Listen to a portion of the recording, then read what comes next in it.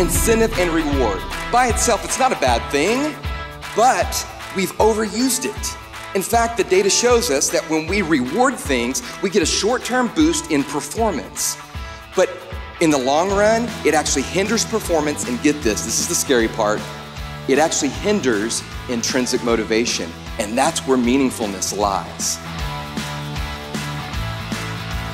See, I can't give you more time. We all have a finite amount of time. You can't give yourself more time. But what you can do, if you are able to increase your energy, you will be able to be quicker, faster, and stronger and more engaged in the things that are important for you. What great companies are finding out is that when you can have a great culture, it's one of the true remaining competitive advantages that you can have over other companies. But when they can have a great culture, it actually is what drives your results.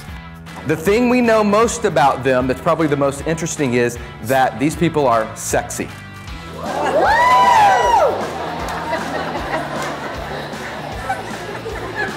I see some heads shaking this, and some heads shaking this.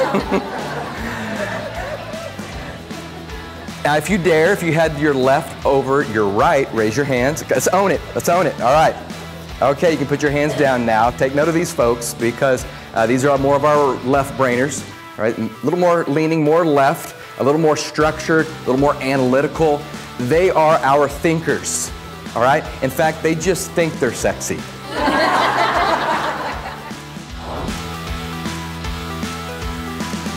Take, for example, Maslow's hierarchy of needs. Now, I know many of you have heard about this being the standard for motivation. Well, Maslow was wrong.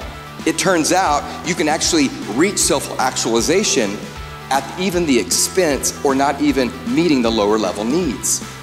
It's a paradox of we have the most powerful technology, we have more responsibility than we've ever had before, and yet we have the highest levels of stress in the history of what we know in the history of work.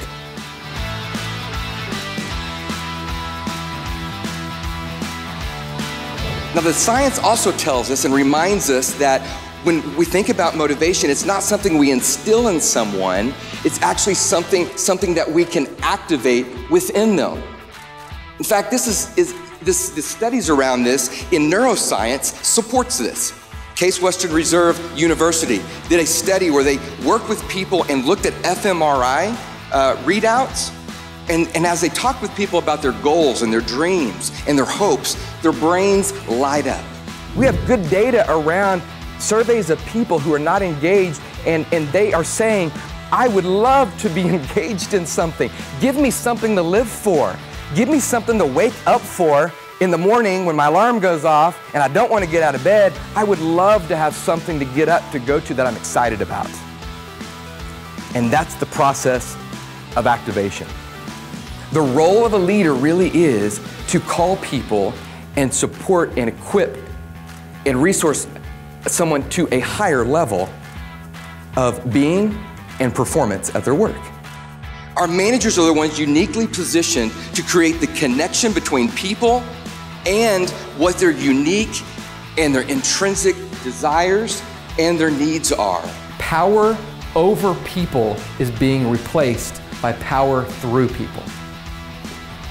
If we want to build the cultures that we really want, that have ethically intelligent people, high character people, and high results, we got to have the perspective of power through people. But I believe the Goldman dilemma in 2018, and maybe the 2020s, is not with athletes, but it's with leaders. Because we have a choice right now. Do we take the pill and suffer the consequences? Or do we choose to live a way that we can live for now and we can live for later? And at the same time, we're leading people in a way that's healthy for them as well. We can actually put money into helping develop our managers so they know how to do this, so they know how to make this connection between people and what they do and their intrinsic desires and their intrinsic needs, and then with that of the business, that's where we get people truly engaged.